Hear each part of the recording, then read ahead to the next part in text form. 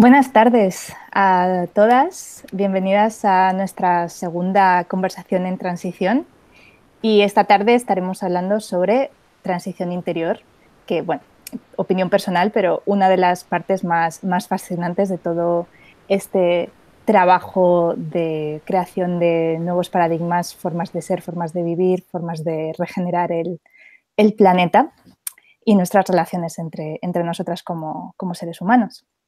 Y esta tarde cuento con la compañía de dos de las personas con las que he tenido la grandísima suerte de o bien trabajar o ver trabajar de muy de cerca y que tienen mucho para contar.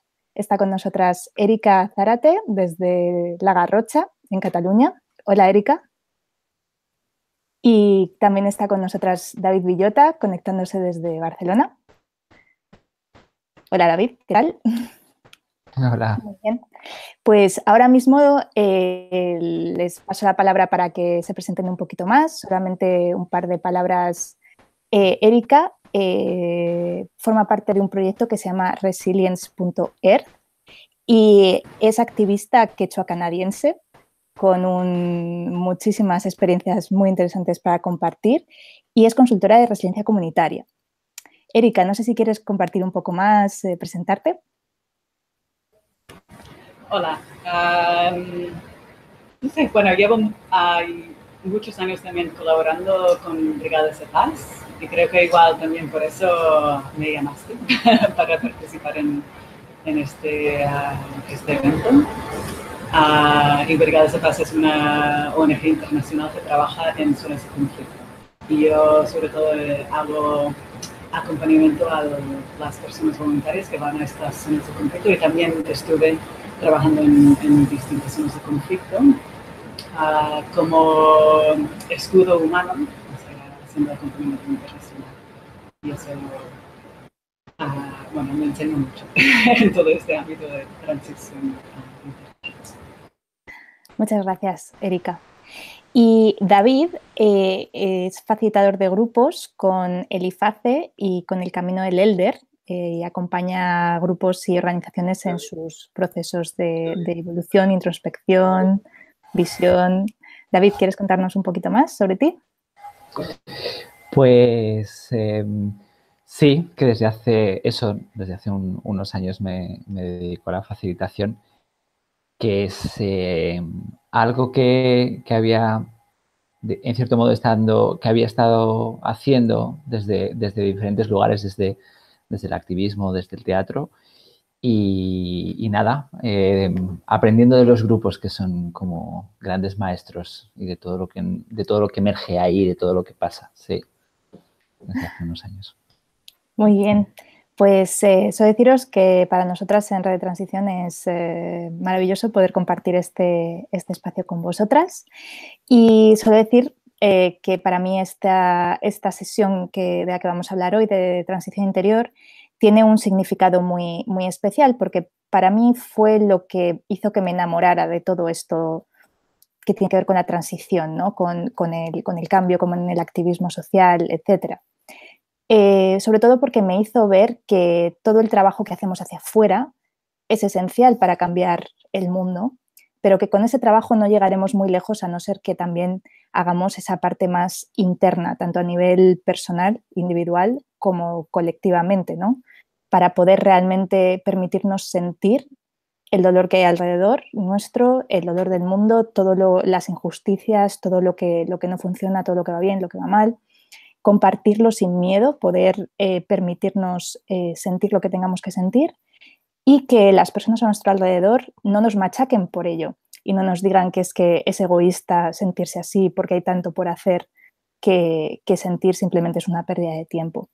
Y para mí eso fue lo que encarnó la magia de este trabajo, ¿no? El ver esa interrelación tan estrecha entre lo que trabajamos a nivel interior, a nivel grupal, y cómo se manifiesta en el mundo a nuestro alrededor.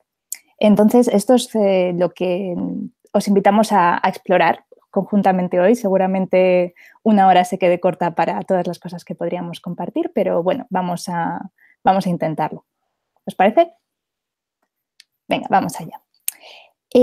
Bueno, yo tengo mucha curiosidad, aparte de que os conozco un poquito, pero dentro de todas las cosas que podríais haber hecho con vuestra vida, habéis elegido ser activistas, habéis elegido trabajar con personas a un nivel muy profundo, a un nivel muy delicado.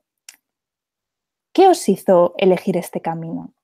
¿Por qué hacer esto y no trabajar, no sé, en cualquier gran multinacional, despreocupados de lo que pase a vuestro alrededor? Erika, cuéntanos, ¿cómo fue esta elección para ti? Bueno, igual es una historia bastante más larga, pero en resumen, bueno, cuando fui así más chiquitita, o sea, a los 12 años vi una situación de brutalidad policial en mi barrio, en Canadá. Y me impactó mucho y me lancé en ese momento a ser activista en temas de antirracismo. Y vi cuál fue realmente el impacto de hacer ese trabajo de lucha para los derechos humanos en un entorno a veces más bien violento y el impacto que tuvo en las personas. Y vi mucho el burnout, o sea, la gente quemada, ¿no? Por ese trabajo. Y pensé así de jovencita, no quiero que eso pase a mí porque ese es un trabajo tan importante y lo tenemos que hacer, o sea, seguir haciendo toda la vida. Y recuerdo eso cuando vi, mira, el modelo de brigadas de paz en dedicar una parte importante del año de las estancias en países en conflicto a la reflexión, a lo que en inglés se llama debriefing, o sea, estos espacios para procesar, ¿no? Todo su entorno que ven cada día, que a veces es bastante duro. Vi un modelo muy sostenible, ¿no? De un camino hacia la transformación que realmente podía llegar bastante más lejos, porque cuidaba tanto la persona activista como, bueno, fue como un equilibrio, como la acción. Y no es perfecto, o sea, muchas veces, o sea, la acción nos comía, pero esa intención de también crear estos espacios espacios colectivos, ¿no? Porque son equipos de 6, 8, 12 personas, ¿no? Trabajando, haciendo decisiones por consenso, acompañando a personas amenazadas y ese espacio igual semanal, dedicando ese espacio a la reflexión y al cuidado, la cura, me gustó mucho, ¿no? Y eso lo hice así hace ya 15 años, no, 10 años y decidí en ese momento que me gustó mucho y quería como acompañar a otros grupos en estos caminos. Muchas gracias, Erika. Pues sí que es una edad bastante temprana para empezar y desde luego que no hay nada como ver esa injusticia a tu alrededor para despertar, ¿no? Esa conciencia de tenemos que cuidarnos las unas a las otras. Muchas gracias. David, cuéntanos, ¿qué te hizo venirte por este camino y no por otro? Pues yo creo que por razones más íntimas y por la historia personal y creo que gran parte de nuestras elecciones de vida que hacemos tienen que ver con procesos o cosas irresueltas que tenemos en nuestra infancia, cuando somos pequeñas, y cómo esas partes de nosotras que están a veces por resolver o heridas que se quedan abiertas nos empujan de adultas a tomar muchas decisiones, algunas más conscientes, algunas más inconscientes.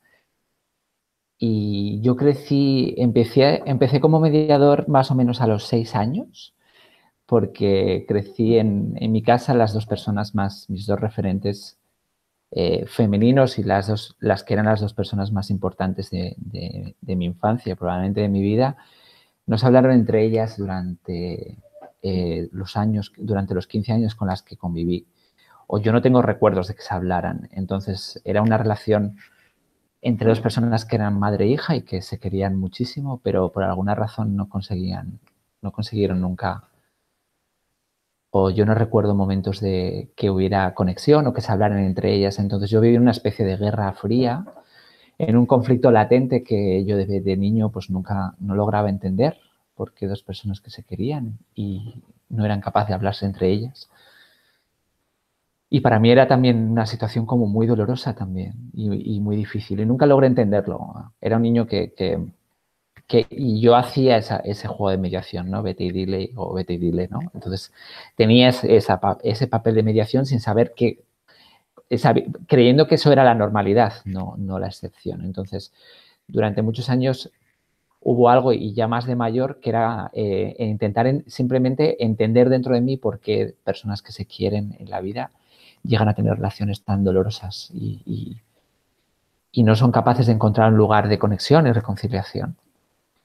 Y atravesé eso, bueno, yo atravesé una juventud de estas, pues como mucha gente, muy desconectado y muy loco y con muchas drogas a mi alrededor y con referentes y en un ambiente de una ciudad de provincias en un entorno bastante pobre, donde las drogas y el alcohol, sobre todo las drogas, era una forma de desconectarnos de todo ese ambiente tan difícil, de familias que habían hecho lo que habían podido y que habían intentado salir adelante.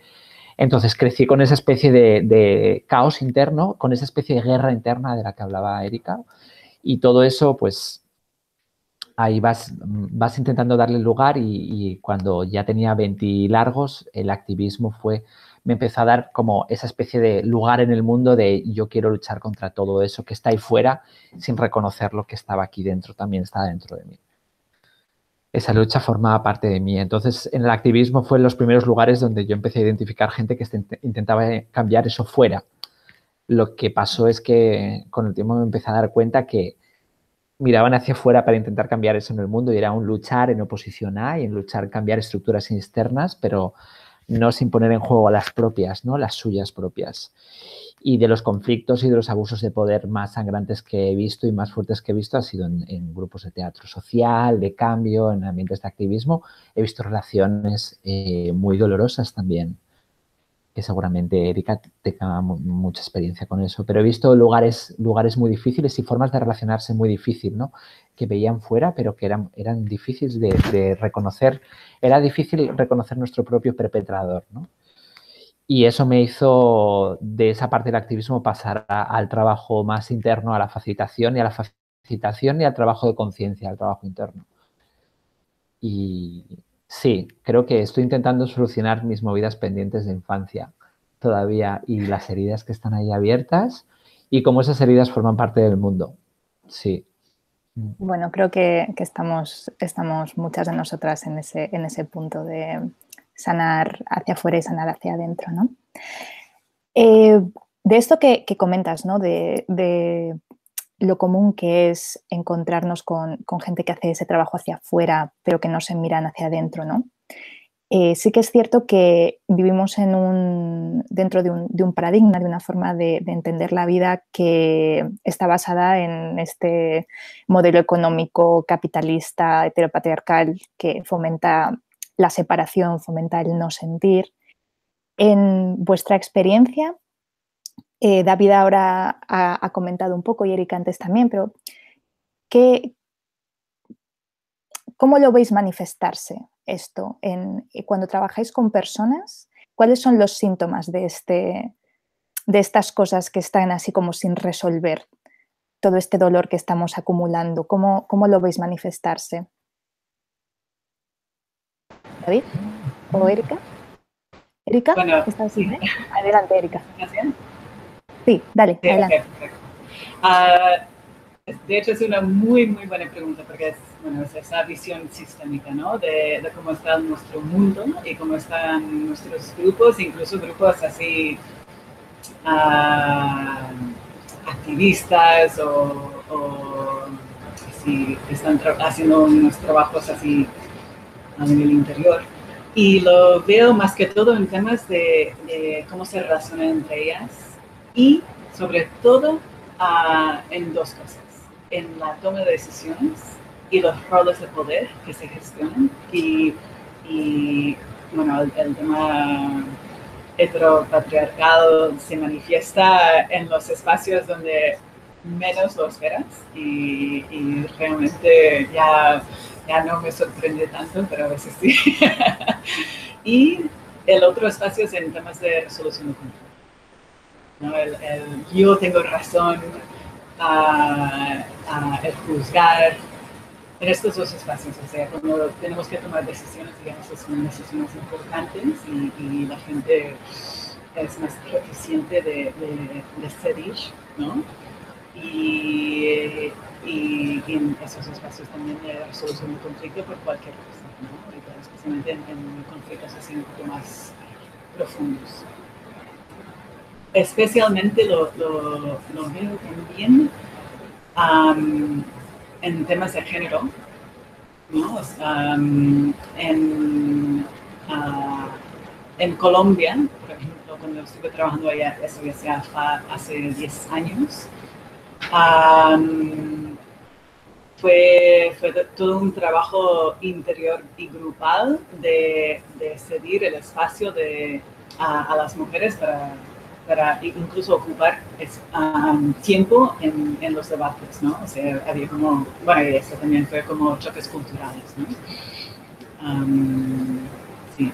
Y eso, y en grupos interculturales se manifiesta bastante también esa jerarquía que a veces intentamos contrarrestar con nuestro trabajo, o como activistas, o como trabajadores sociales, o trabajadores ecológicos.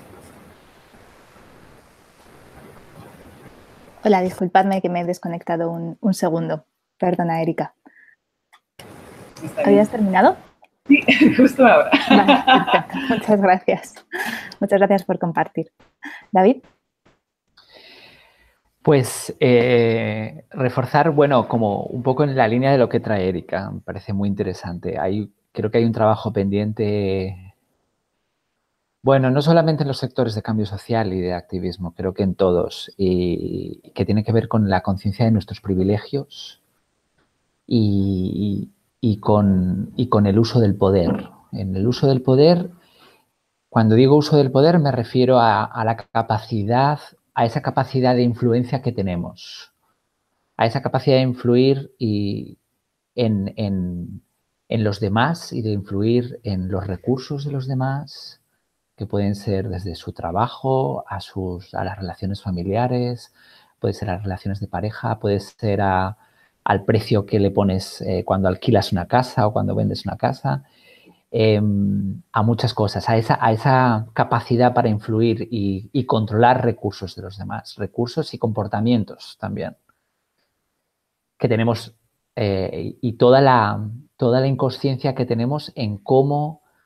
en qué capacidad tenemos y en ese impacto que tenemos en el mundo cuando hacemos muchas de las cosas que tenemos naturalizadas, como puede ser comprar, como puede ser relacionarnos, como puede ser entrar en un bar, como puede ser besar a tu compañera en la calle. Muchas de esas acciones y de esos comportamientos que tenemos naturalizados, aunque la palabra no es naturalizar, es normalizar. Normalizar en el sentido de que creemos que eso es lo común y lo normal y lo que todas las personas tienen.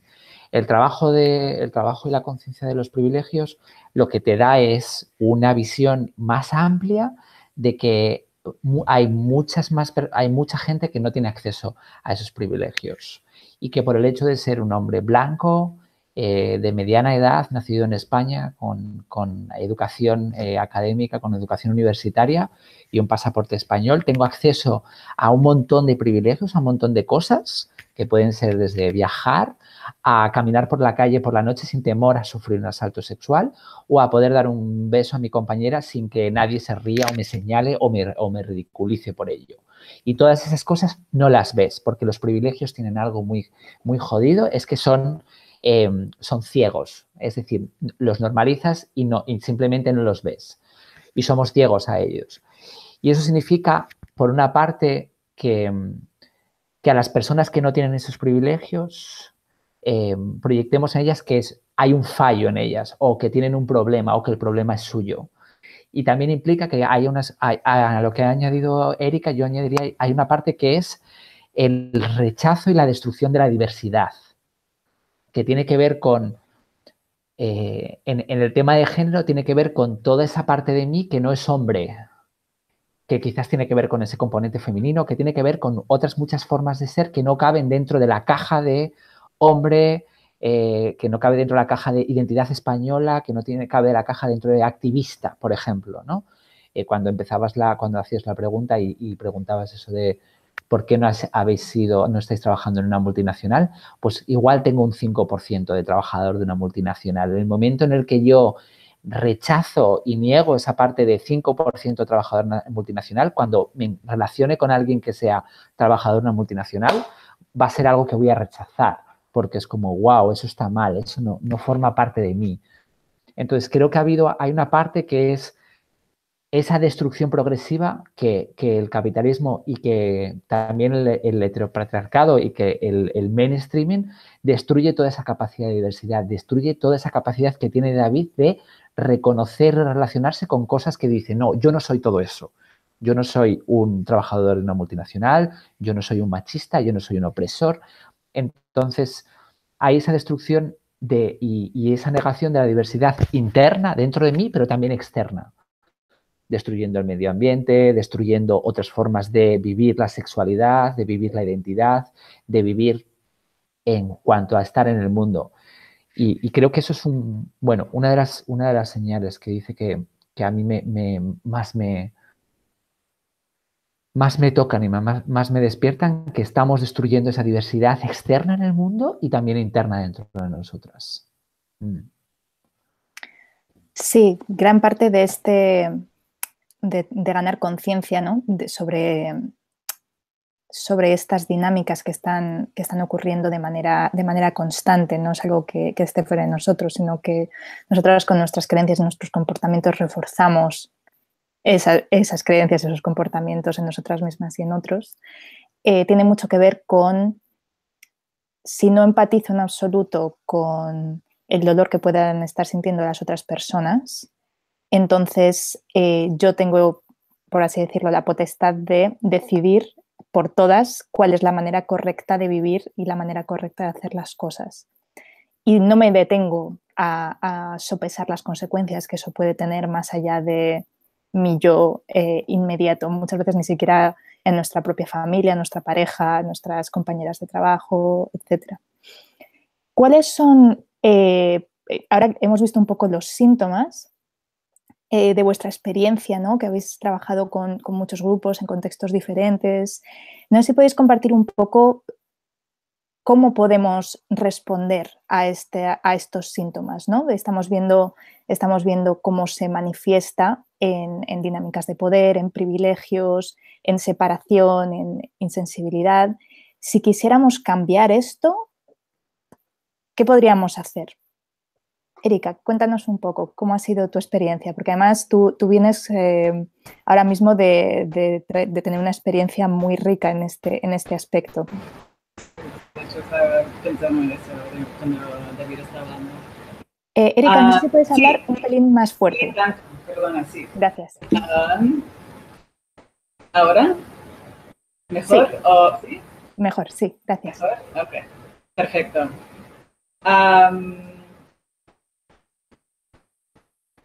Bueno, comienzo con una historia, si puedo.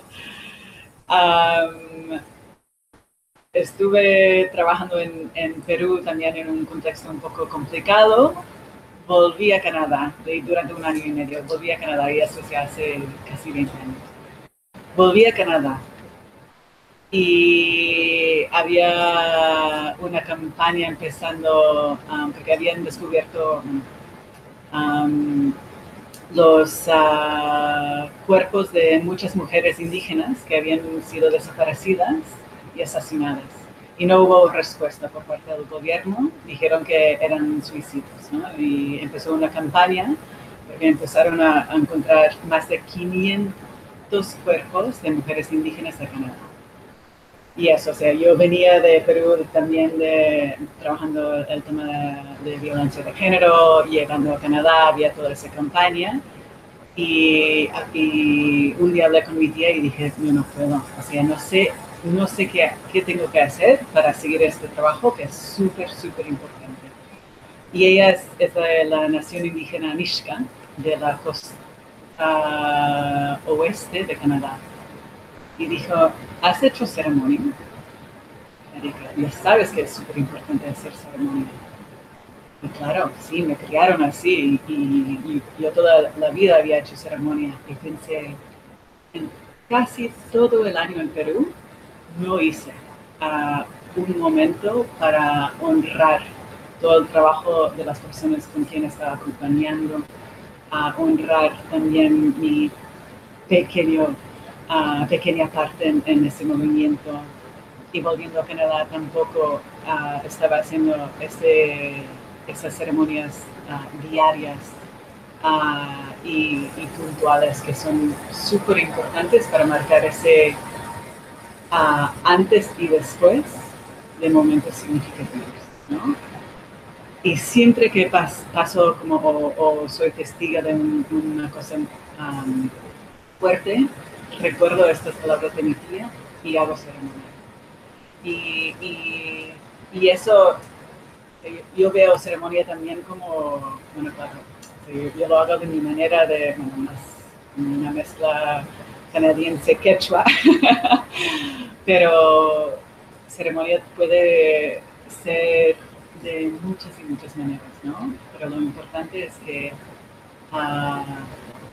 nos regalamos ese espacio tan importante para decir, hoy, ahora es un momento especial porque hoy y ahora voy a dedicar un momento de honrar y reflexionar sobre todo ese proceso.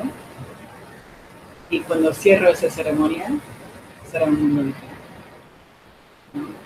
Y incorporar eso a la vida diaria, yo creo que es muy importante. Es difícil, ¿no?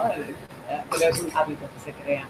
Y con grupos yo lo veo, o sea, imprescindible, ¿no? Y eso en Honduras también vimos, porque ellas eran todas mujeres, que habían estado trabajando en octubre, noviembre y diciembre gestionando toda la violencia de las elecciones en Tegucigalpa.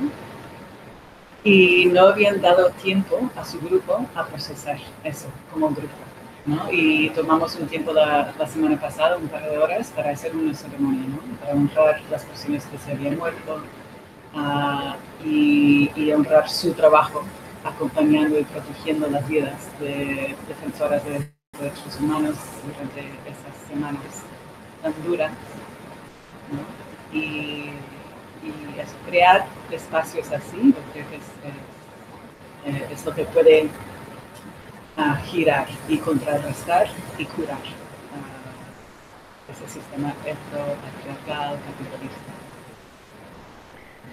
Gracias, Erika, por compartir eso. Yo he tenido la grandísima suerte de estar en una pequeña ceremonia oficiada por Erika y todo esto que has compartido ahora de ese espacio especial, de ese espacio para honrar, para compartir medicina, para estar con las personas que están a tu alrededor, estando presente, ¿no? dejando fuera el estrés, las preocupaciones, sino simplemente estando presente.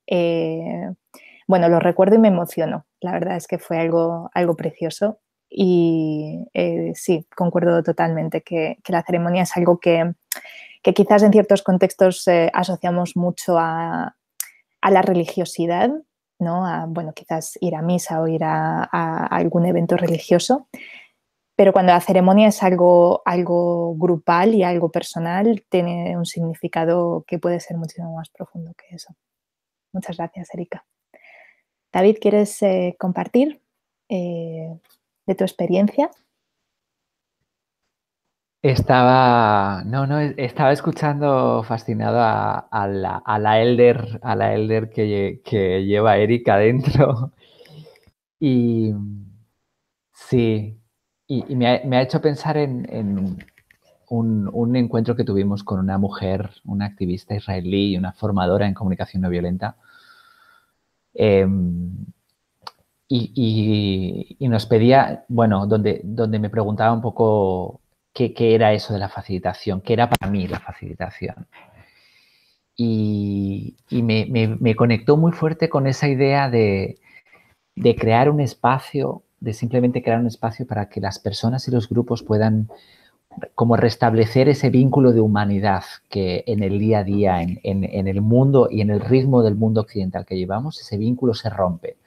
Ese sentido de humanidad contigo misma y ese sentido de humanidad en el vínculo, en la relación con los demás, en que nos tomamos muy poco espacio para celebrar la vida, para celebrar el regalo que es que, bueno, como a mí, yo también necesito estos espacios a veces porque es verdad que en el día a día llego a olvidarlo muchas veces, que es el regalo de estar vivas.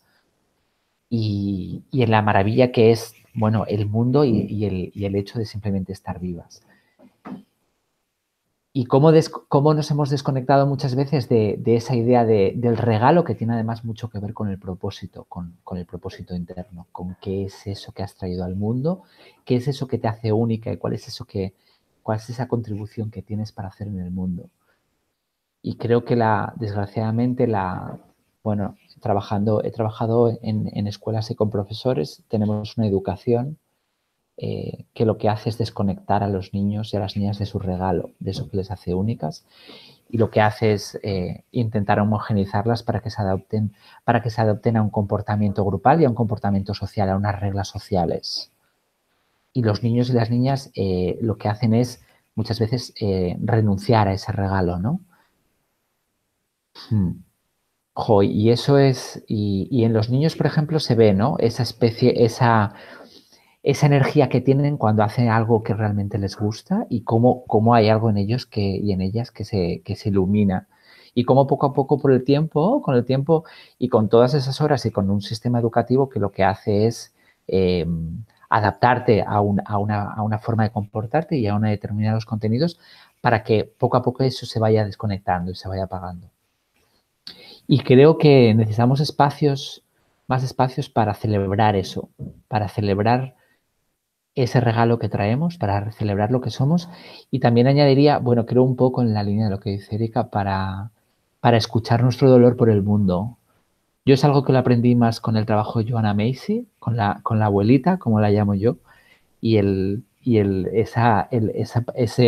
trabajo que se llama el trabajo que reconecta de nuevo, que tiene que ver con escuchar y con honrar y celebrar nuestro dolor por el mundo, que muchas veces nos empuja, por un lado nos empuja cuando vemos cosas muy injustas, es como, bueno, el mundo es así, es muy complicado, es injusto, ¿qué se le va a hacer? O nos empuja una especie de exigencia y frustración de tenemos que cambiar el mundo, ¿no? Está ese impulso del activista y está también bueno, ¿yo qué voy a hacer si yo trabajo en un supermercado, soy camarero o yo tengo mi familia?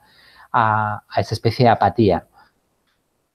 Y para mí ha sido muy sanador tener espacios donde escuchar eso, donde escuchar ese dolor por el mundo y honrarlo y celebrarlo y poder expresarlo de una forma segura, como una forma también de escuchar el dolor del mundo, que es un dolor que para mí una de las cosas más transformadoras y que más me chocó es algo que es un dolor del mundo que tú estás canalizando, que tú estás expresando.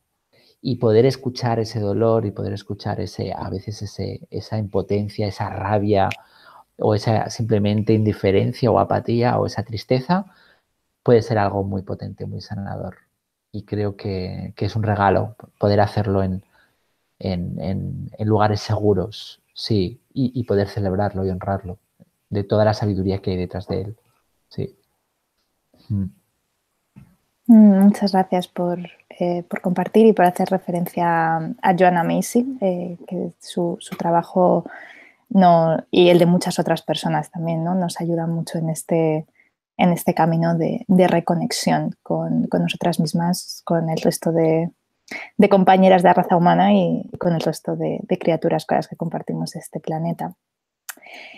Sí, una de las cosas que he escuchado mucho cuando intento hablar de temas relacionados con esta transición interior, ¿no? Con este trabajo un poco más interno, más emocional quizás a veces,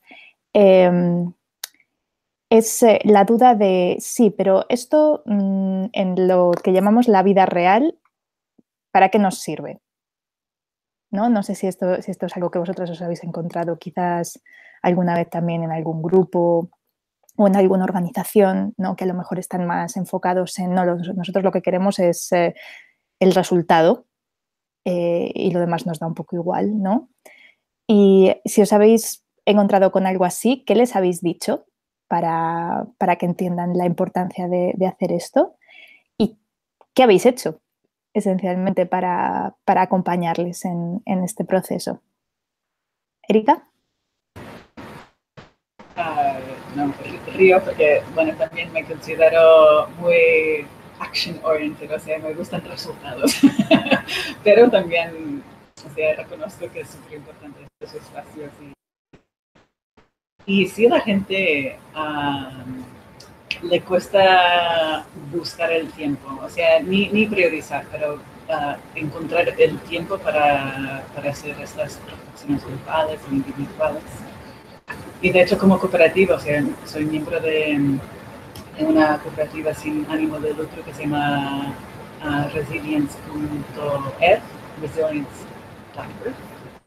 Y una de las criterios que tenemos para las personas que quieren entrar es un compromiso al trabajo interior o trabajo personal, ¿no? Y no lo tienen que, o sea, no tenemos que comprobar que lo están haciendo, pero siempre preguntamos, o sea, ¿qué haces, ¿no? Para encontrar estos espacios de reflexión interna, interior?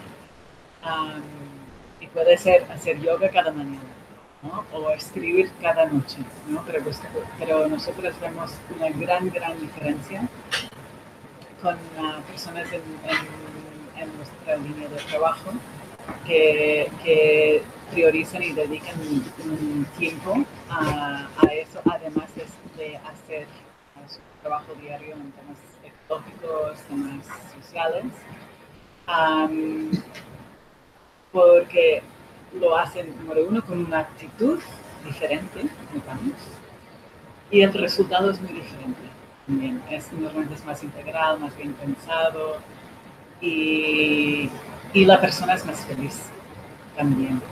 Entonces, por eso valoramos que las personas que quieren entrar a nuestra cooperativa contemplan un compromiso también al trabajo personal para como parte del PAC, parte del trabajo diario como educadores, asesores, diseñadores en la transformación social. Sí, es una pregunta que suele salir. Sí, la verdad es que no estaría mal, ¿no? Que a partir de ahora, para todos los trabajos, la pregunta más importante sea, bueno, muy bien, gracias por contarnos todo sobre tu vida, pero ¿qué haces para asegurar tu resiliencia personal? ¿No? ¿Qué trabajo interior haces para contribuir a tu propio bienestar y al bienestar de aquellas personas con las que compartes tu vida? Quizás las entrevistas ya cambia todo, ¿no? El cómo te acercas a ese trabajo, a las personas que te entrevistan. Muchas gracias, Erika. No, y si puedo añadir una cosa también, que yo creo que, igual soy muy optimista, pero creo que de cierta parte, en cierta parte puede ser el new normal, o sea, el nuevo normal, ¿no? En ciertos espacios, incluso con empresas, ¿no? Que promueven ese espacio personal para la gente, que hagan yoga o hagan meditación. Veo una tendencia en ese sentido. Sí, esperemos que sea así. Desde luego que sería una muy buena noticia para el mundo laboral. Muchas gracias, Erika. David.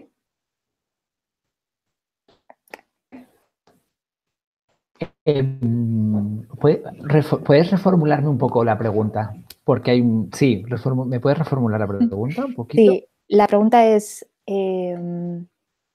a la hora de, o sea, ya hemos explorado un poquito los síntomas, ¿no? de esta separación y de cómo, cómo nos afecta el no permitirnos sentir, etcétera, etcétera. Entonces, ¿qué podemos empezar a hacer? Y en vuestra experiencia que habéis, si podéis dar algún ejemplo de qué hacéis para, pues para responder a ellos, para remediar esta falta de trabajo interior que a menudo vemos a nuestro alrededor.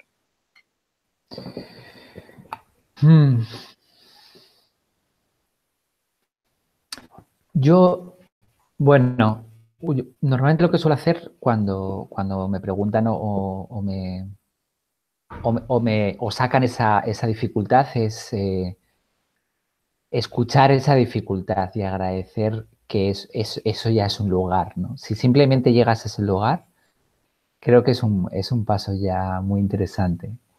Por una parte, yo ahí me confronta como a personas con las que crecí que todo esto del trabajo interior les podía sonar más alejado o más extraño o más fuera de su contexto y reconocer el privilegio que hemos tenido, ¿no? Muchos y muchas de contar con referentes y contar con que pudiéramos permitirnos muchas veces por muchas razones que hayamos tenido la oportunidad de contar con referentes y con personas que nos han enseñado, que nos han acompañado y de haber valorado ese viaje interno, ¿no?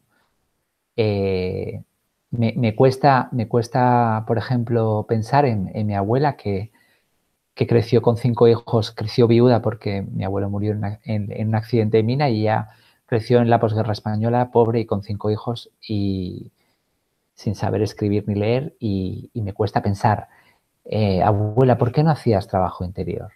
Y me imagino que lo hacía en la manera que ella podía y muchas veces ese trabajo interior o esa dificultad tiene que ver con de repente entrar en contacto con cosas que son muy difíciles y con procesos internos y sobre todo con una gran cantidad de dolor que no ha podido ser compartida, que no ha podido ser sanada, que no ha podido ser escuchada, que no ha podido simplemente ser compartida seguramente con alguien por miedo, porque no tienes el espacio, porque no tienes la oportunidad. Entonces, a mí esa parte de cuando me dicen, meditar es muy difícil, ¿no? A mí me cuesta mucho meditar, es una de las frases que más he escuchado estos últimos años. Y es como, bien, esa es la primera señal, el primer síntoma de que vas bien.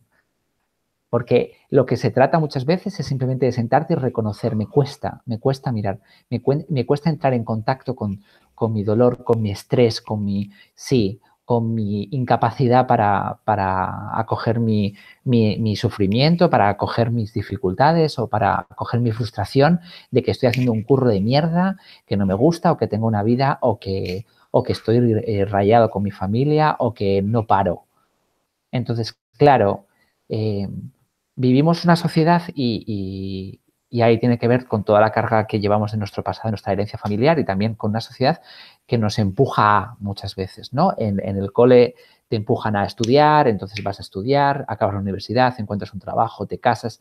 Hay una inercia social muy grande que te empuja a un lugar, que es un lugar que tiene que ver, supongo que ahí estamos, yo también con Erika me identifico en ese, soy muy hacedor y me gusta mucho hacer cosas y tener resultados y nos empuja a un lugar de trabajar, hacer, sí, a una inercia muy grande que está todo, y además y ahora tenemos la televisión, el cine, el móvil, que todo nos apunta a estar hacia afuera y no conectar con lo que nos está pasando.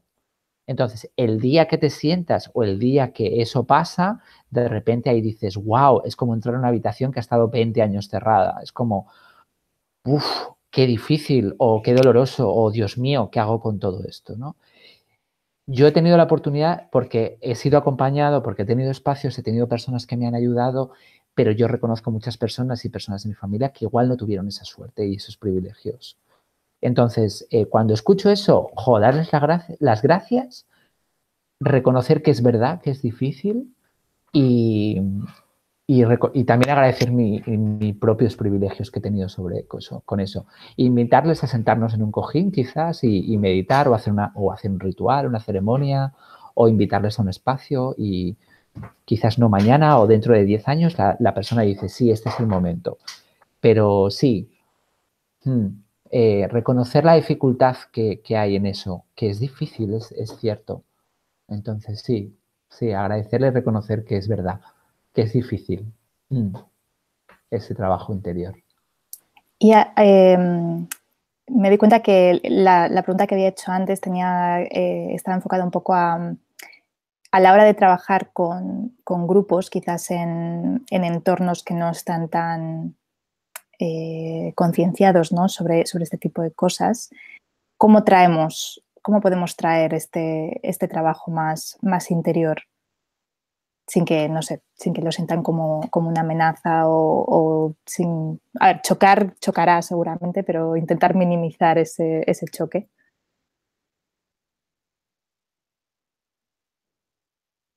¿Tienes alguna experiencia por ahí, David, que quieras compartir? Aceptando el choque, o sea, en el sentido de no minimizarlo. Es como, vale, voy a sacar un cacharro de metal, que a veces me han dicho que es un cenicero, o si es para poner plantas, que es el cuenco. Normalmente siempre trabajo con el cuenco tibetano, que tú me has visto. Y es como, y a veces es como, ¿y qué quieres que haga con esto? ¿Que ponga dinero? Entonces, como hay una parte que es como riendo y aceptando eso y de que traigo referentes que a veces son extraños, y es como invitando a meditar y que hay gente que diga, jo, esto para qué. Sí, aceptando las resistencias, dando las bienvenidas a las resistencias, porque hay mucha sabiduría en ellas. Esto es difícil, wow, qué bien que sea difícil, porque hay algo ahí que es difícil acoger, pero que estás viendo. Entonces, también reconociendo el ver eso difícil y reconociendo que la resistencia y dándoles espacio y estando con ellas. Sí, un espacio donde escuchar y como acoger esas resistencias y escucharlas desde otro lugar. Porque seguramente hay una parte de ti que está juzgando eso. Está juzgando esa cosa tan rara que estamos haciendo, o esa ceremonia, o ese ritual, o sentarnos a meditar. Y con esa parte que juzga, con esa parte que se resiste, creo que hace falta amarla, hace falta mucho amor con esa parte. Y aceptar esa parte. Y creo que eso es como una parte del trabajo interior que creo que es clave, que es aceptar la resistencia, el que juzga, el que dice esto de meditar es para hippies. Sí, hace falta amar esa parte, porque si no vamos a seguir creando esa separación, ¿no? Entre los que nos curramos, entre los que no, etcétera, etcétera. Muchas gracias, David. Te escucho decir, hay que aceptar esa resistencia, aceptar el choque, y me recuerda un poco a lo violento que puede sonar cuando alguien dice, es que me alegro cuando hay un conflicto, porque es una oportunidad para sanar, ¿no? Y la gente te dice, pero ¿de qué estás hablando? ¿Estás mal de la cabeza? ¿A quién le pueden gustar los conflictos? Bueno, supongo que el entender que aunque sea difícil nos ayuda a sanar es parte de ese trabajo. Pues muchas gracias. Ahora, en estos minutos que nos quedan, vamos a abrir el espacio para preguntas del público, y tenemos una de Nuria para Erika, que tiene mucha curiosidad por saber un poco más de las ceremonias que has mencionado antes, Erika. Entonces, nos preguntas si puedes describir un ejemplo del tipo de ceremonias que haces. Todo y sabiendo que hay cosas que no se pueden contar. Depende de qué tipo de ceremonia, pues. Sobre todo, bueno, y hablo de mi cultura quechua, pero también donde me crié casi 20 años de vida.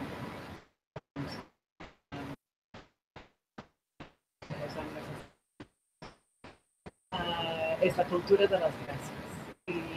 Y entonces las ceremonias suelen basarse bastante en dar las gracias, y igual aquí también recojo un poco de lo que dijo David, ¿no? Porque tanto mi papá, que es quechua, como mi familia canadiense, que es Nishka, y mis amigos que son Haudenosaunee. Aquí se da las gracias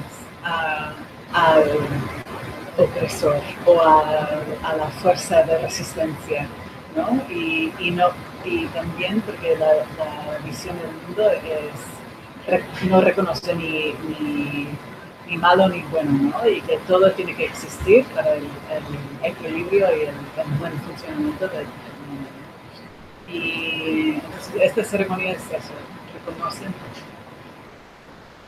y dan las gracias. Depende de dónde estás y si es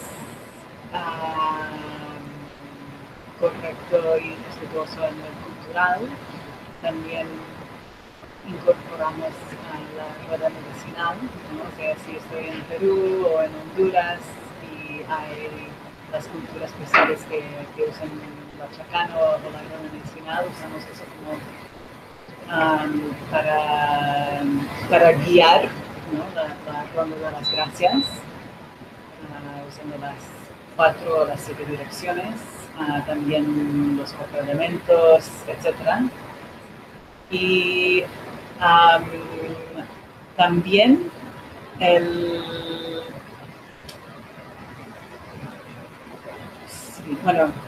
rondas, ¿sabes? O sea, que todo el mundo puede también decir algo, ¿no? O sea, una ceremonia igual está facilitada por una persona, pero lo más importante es que todas y todos tengan un momento para poder, si quieren, decir algo sobre el tema, expresarse, ¿no? Sí, de hecho sí. Expresión, reconocimiento y gracias. Igual, son como 3 conceptos claves en ceremonia. Expresión, reconocimiento y el agradecimiento. Y alegría.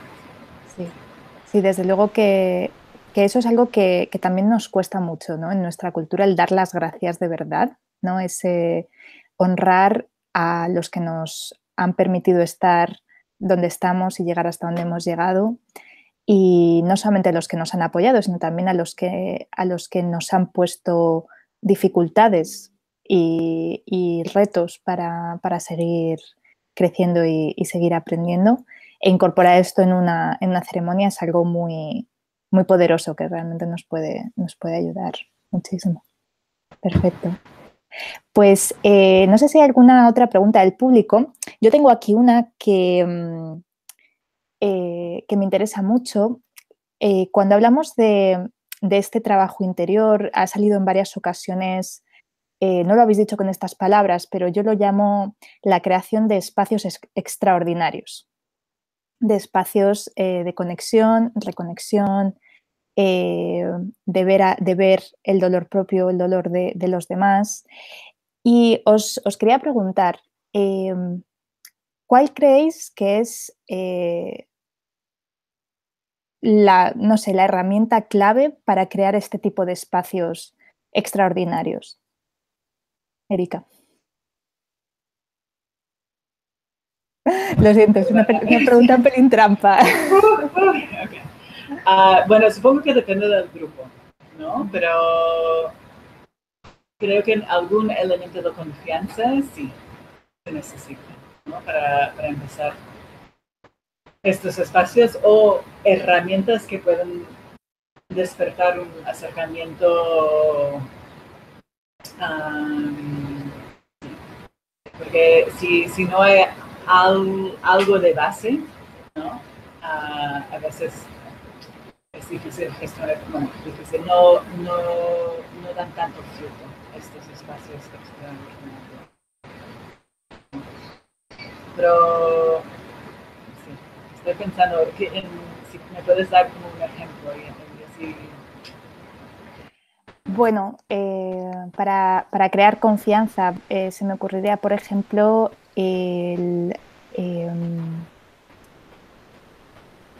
por ejemplo, todo lo que tiene que ver con dar y recibir, bueno, lo que en inglés se llama feedback, que en castellano la verdad es que la palabra retroalimentación suena absolutamente horrible, ¿no? O sea, el aprender a expresar lo que pensamos como un regalo para la otra persona, ¿no? Y hacerlo desde el corazón.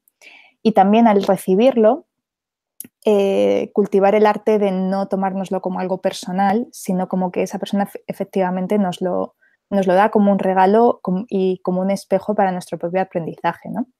Y yo tengo un amigo que dice que el feedback es oro, pero claro que hay que manejarlo con cuidado, porque si agarras un lingote de oro y se lo tiras a la cara a alguien, es oro, pero hace daño igualmente, ¿no? Entonces, pues como aprender para mí la confianza muchas veces tiene que ver con puedes confiar en que yo te voy a decir esto desde el corazón y con amor, y yo voy a hacer todo posible por recibir lo que tú me dices de la misma manera, por ejemplo. Muy bien. Bueno, de hecho, me hace recordar un proceso de resolución de conflictos en una comunidad indígena en Ontario, en Canadá, que tiene ese elemento de dar feedback, ¿no? O sea, cuando hay un conflicto en esta comunidad, hacen algo que nosotros a nuestra producción lo llamamos BOM. En inglés es vent, own, empathize y plan. O sea, expresar. Y aquí, de hecho, hay el permiso en esta comunidad. O sea, a nivel cultural está permitido expresarse como quieren, porque entienden que viene de un buen punto. Igual la gente no se expresa súper bien, pero es súper importante para llegar a esa resolución. Y después es aceptar la responsabilidad. Me siento así, acepto la responsabilidad porque sí, es verdad que hice esto. Y después es empatizar. Y aquí la verdad es que yo he visto tanto jóvenes como adultos, o sea, les cuesta mucho empatizar, pero cuando lo hacen hay un antes y un después. Eso es lo más hermoso en estos espacios de flexibilidad. Y después el último es, ¿y ahora qué? ¿Qué es el plan? Pero sí, tiene ese elemento depende de los códigos culturales, también igual está permitido también expresarse como pueden,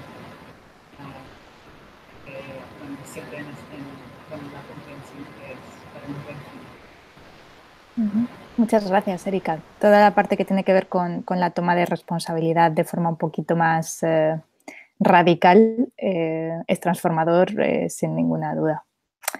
Tenemos una pregunta del público y David, te la voy a hacer a ti, ¿vale?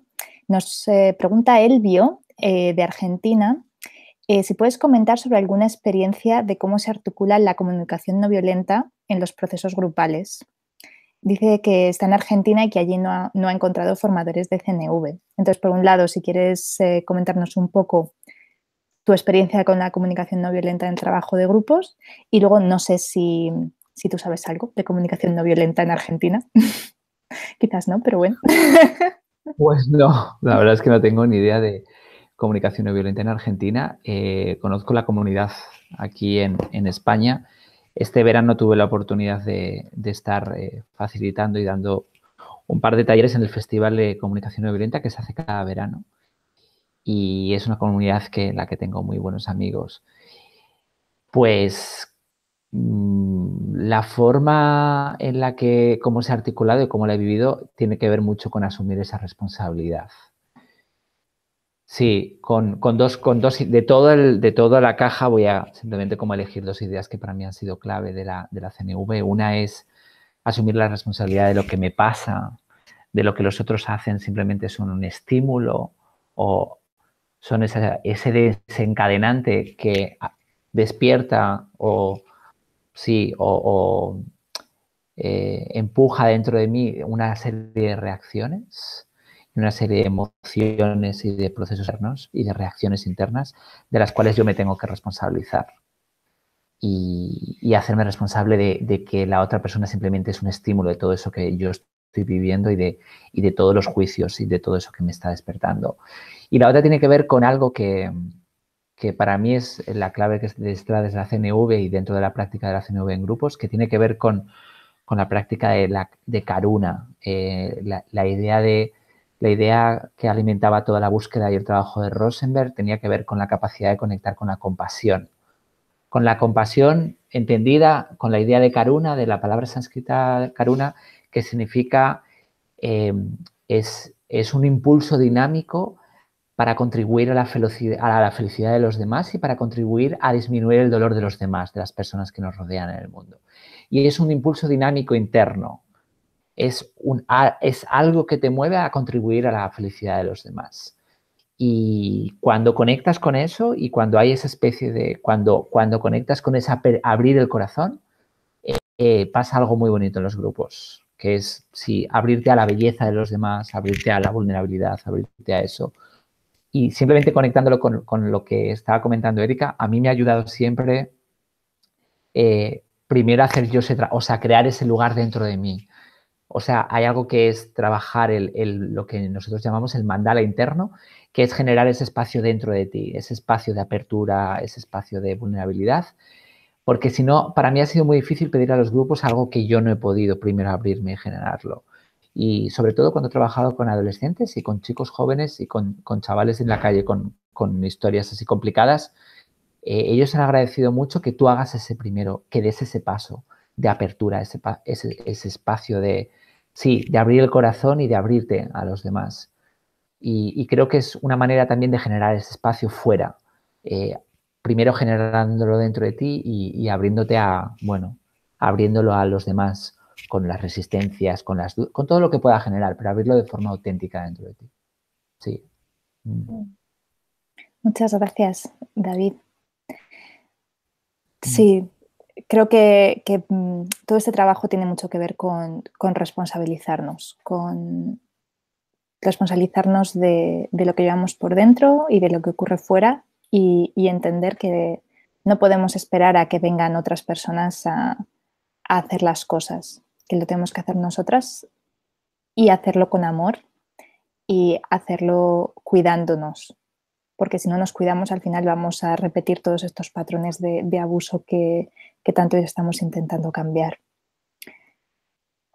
Bueno, pues con esto llegamos al final de nuestra sesión juntas, que para mí ha sido todo un placer y un gran privilegio poder compartir este ratito con vosotras, hablando de un tema que me parece tan importante y que generalmente no recibe la atención que se merece y que todas necesitaríamos.